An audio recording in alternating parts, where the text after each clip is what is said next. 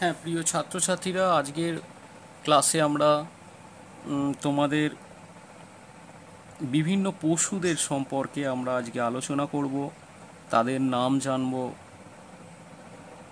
তারা কোথায় থাকে, তাদের কেমন দেখতে বা তাদের বৈশিষ্ট্য কী, সেগুলো আমরা এই ছোট্ট ক্লাসের মধ্যে জানার চেষ্টা করব। তো তোমাদের এখানে দেখো লেখা আছে সি অ্যান্ড সে, দেখো এবং বলো। তোমরা সকলেই জানো that is a tiger, that is a tiger.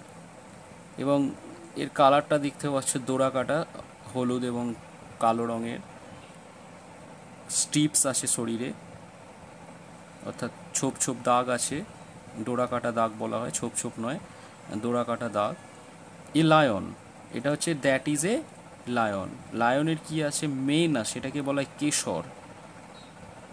এবং পশুরাজ। তারপরে দেখো দ্যাট ইজ এ ক্যামেল। ক্যামেলের এটা কি, হাম্প বলা হয়, কুঁজ আছে, হ্যাম্প। হাম্প মিন্স কুঁজ। ক্যামেল আমরা জানি যে এটা হচ্ছে মরুভূমির জাহাজ বলা হয়, কারণ উত্তপ্ত বালিয়াড়ি অঞ্চল যে মরুভূমি, সেখানে যাতায়াতের জন্য উটকে যানবাহনের বিকল্প হিসাবে ব্যবহার করা হয়, তাই একে মরুভূমির জাহাজও বলা হয়। আর এটা হচ্ছে স্থলভাগের সবথেকে ওজনদার প্রাণী। তোমরা সকলেই চেনো, তোমাদের খুব অনেকেরই খুব পছন্দের একটা পশু। এটা হচ্ছে এলিফ্যান্ট, হাতি। এবং এর কি থাকে, একটা ট্রাঙ্ক বা শুঁড় থাকে। এই শুঁড় কিন্তু এর কাছে যথেষ্ট ক্ষমতার একটা প্রকাশ। আর দুটো দাঁত থাকে, হোয়াইট টিথ। যথেষ্ট বৃহৎ একটা প্রাণী, চারটে পা, দুটো কান। এগুলো হচ্ছে এই হাতির বৈশিষ্ট্য। তোমরা আশা করি হাতি সকলেই দেখেছো।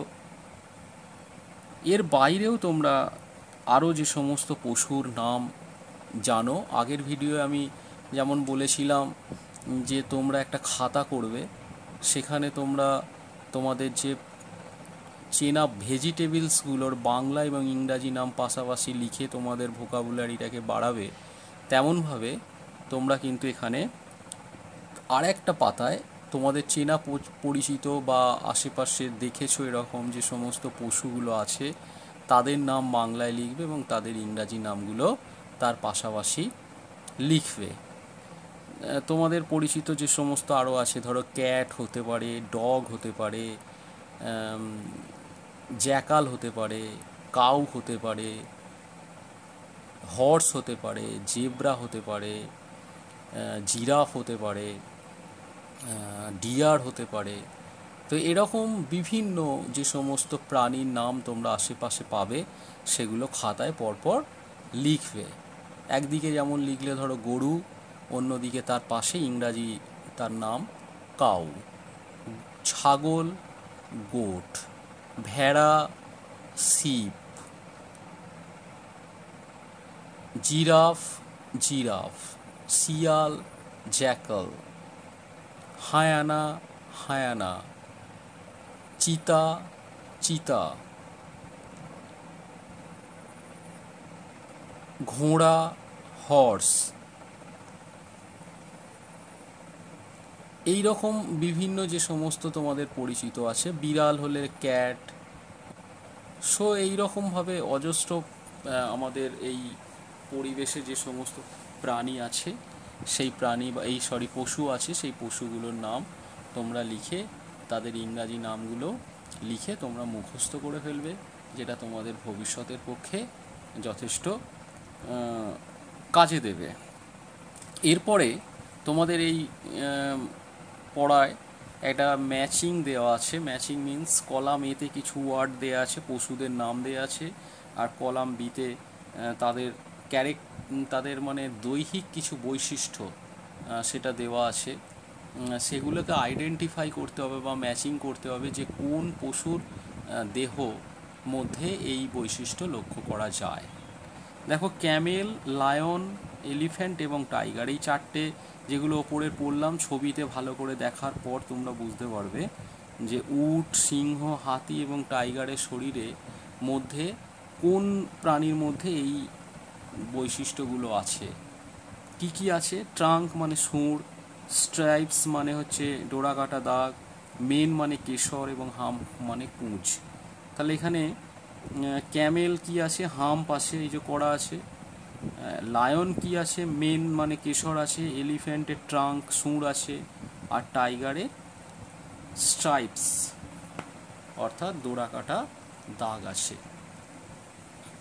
এরপরে পরের পাতায় তোমাদের একটা অ্যাক্টিভিটিস আছে, চলো যাই সেখানে। দেখো, এখানে একটা চমৎকার ছবি তোমাদের বইয়ে দেওয়া আছে।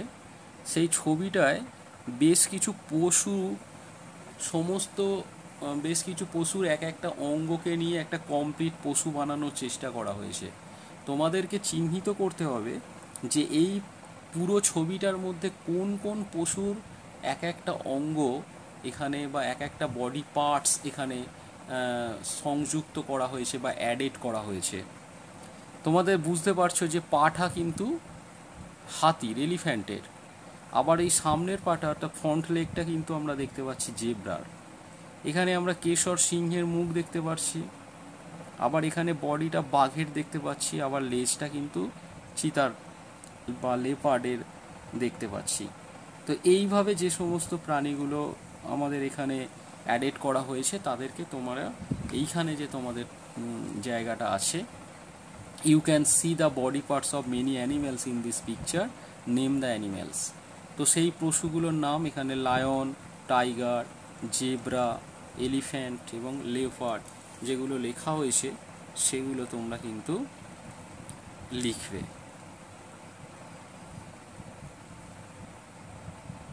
এই একই ভিডিওয়ে যেহেতু আমরা পশু পাখি সম্পর্কে আলোচনা করছি, তাই এই পশু পাখি সংক্রান্ত যে চিড়িয়াখানা, যেখানে আমরা পশুদেরকে একসঙ্গে একটা বিস্তীর্ণ জায়গায় খাঁচাবন্দি অবস্থায় দেখতে পাই, সেই চিড়িয়াখানায় পশু পাখিদের আমরা দেখতে পাই। যেমন আমাদের এখানে আলিপুর, দক্ষিণ 24 পরগনা, এটা একটা যথেষ্ট বড় চিড়িয়াখানা। অনেকে পুরী বেড়াতে গেলে উড়িষ্যার নন্দনকানন কিংবা দার্জিলিং গেলে হিমালয়ান যে আমাদের চিড়িয়াখানা আছে, জু, হিমালয়ান জু, সেখানেও তোমরা চিড়িয়াখানায় দেখতে পাবে।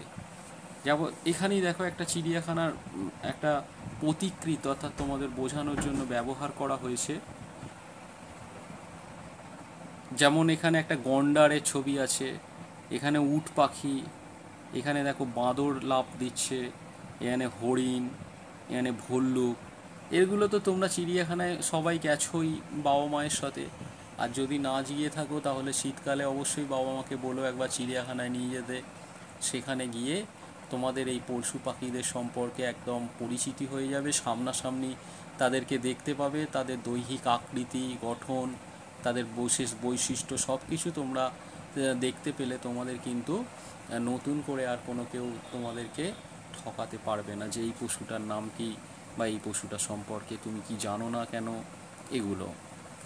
তো এগুলো দেখার পর তো চিড়িয়াখানায় বেড়াতে গিয়ে পশু পাখি যা দেখবে, যেমন অনেকের ভালো লাগে, অনেকে আনন্দ পায়, পশু পাখিগুলোকে মনে পড়ে। তো অনেকে আবার এই পশু পাখিদের ছবি, তোমরা যারা বাড়িতে ড্রয়িং শেখো, তোমরা এই পশু পাখিদের ছবি আঁকতে পারো। এটাও তোমাদের অবসর সময়ে ভালো লাগবে যে একটা বাঘ এঁকে দেখি, একটা হাতি এঁকে দেখি, কি একটা ভল্লুক এঁকে দেখি, কি একটা হরিণ আঁকি, কি একটা বিভিন্ন পাখি আমরা যখন পরের পাঠে পড়বো সেই পাখিদেরও ছবি আঁকতে পারো, টিয়া পাখি হোক, পায়রা হোক। তো সেগুলো তোমাদের কিন্তু একটা অ্যাক্টিভিটিসের মধ্যে পড়ে এবং সেগুলো তোমরা অবসর সময়ে করতেই পারো। যদিও পশু পাখিদের ছবি আঁকা বেশ শক্ত, মানে অনেকটা প্র্যাকটিস করার পর তবেই কিন্তু আমরা সেগুলোকে শিখতে পারি, কিন্তু না পারা কিছু ব্যাপার নয়। তোমরা একটু সাহস নিয়ে যদি চেষ্টা করো অবশ্যই পারবে। এবার আমরা একটা সোজা দাগ এখানে দেখতে পাচ্ছি। যদিও বড় হয়ে অঙ্কে যখন তোমরা জ্যামিতির অঙ্ক শিখতে যাবে তখন এই সোজা দাগটাকে কি বলা হয় সেটা জানবে। আজকেও আমরা বলে দিচ্ছি যে এটাকে সরল রেখা বলা হয়। যেহেতু সরলভাবে রেখাটা টানা হয়েছে সোজাভাবে, তাই এটাকে সরল রেখা বলা হয়। আর যেটা বাঁকাভাবে টানা হয়েছে সেটাকে বক্ররেখা বলা হয়। তাহলে এটা সরল রেখা আর এটা বক্ররেখা। আমরা এই সরল রেখা এবং বক্ররেখা যদি বেসিক্যালি আঁকতে পারি তাহলে কিন্তু আমরা আঁকার প্রাথমিক ধাপ হিসাবে এগুলোকে শিখতে পারি। তোমরা চেষ্টা করবে যে কোনো স্কেল ছাড়া একদম একটা প্রান্ত থেকে আর একটা প্রান্ত সুন্দরভাবে এরকম সোজা টেনে একবার বাড়িতে প্র্যাকটিস করবে। দিয়ে দেখাবে বাবাকে যে দেখো আমি স্কেল ছাড়া, বাবা বা মাকে যে আমি স্কেল ছাড়া কি সুন্দর সরলরেখা এঁকেছি। কিন্তু আমরা জানি যে অনেক সময় আঁকতে গিয়ে বেঁকে যায়, এটাই তোমাদেরকে ঠিক করে আঁকতে হবে। আর আমরা সোজা বাঁকা দাগ দিয়ে আমরা কি কি আঁকতে পারি দেখো, এখানে একটা আমরা সোজা সোজা 3টে দাগ দিয়ে একটা তোমাদের পরিচিত বিভিন্ন ধরনের যে খাবার, যেমন ধরো সিঙ্গাড়া, পরোটা, নিমকি, এই রকম বা বিভিন্ন চিপস, তার মতো একটা আকার এঁকেছি। এটাকে আমরা জ্যামিতির ভাষায় বলে থাকি ত্রিভুজ। আবার সোজা সোজা 4টে দাগ দিয়ে আমরা এরকম একটা রেখেছি, এটাকে আমরা বলছি বর্গক্ষেত্র, যা 4টে দাগই সমান আয়তনের দিক থেকে। এটাও যা, এটাও তাই, এটাও তাই, এটাও তাই, অর্থাৎ সব কটা সমান হলে তাকে আমরা বলি বর্গক্ষেত্র। যার এই দিকটা সমান এবং এই দুটো সমান, অর্থাৎ ওপর আর নিচ সমান এবং আর পাশের দুটো সমান, তাদেরকে আমরা বলি আয়তকার ছবি বা আয়তক্ষেত্র। আর গোল মতো যদি আমরা এই ধরনের কোনো ছবি আঁকি, তোমাদের চেনা পরিচিত যে সমস্ত বল বা মিষ্টি এগুলো দেখেছো, তার মতো আকৃতি যেগুলো, সেগুলোকে আমরা বলি বৃত্ত। তো এইগুলো দিয়েও তোমরা নানা রকম ছবি আঁকতে পারো। আমরা পরের ক্লাসে সেগুলো দেখব, যে এই গোল বৃত্ত দিয়ে, ত্রিভুজ দিয়ে, বর্গক্ষেত্র দিয়ে, আয়তক্ষেত্র দিয়েও কিভাবে মজার মজার ছবি আঁকা যায়। তো আজ এই পর্যন্তই। পরের ভিডিওয়ে আবার আমরা পরের ক্লাসে অন্যান্য বিষয় নিয়ে আলোচনা করব। অনেক অনেক ভালো থেকো, সুস্থ থেকো, ধন্যবাদ।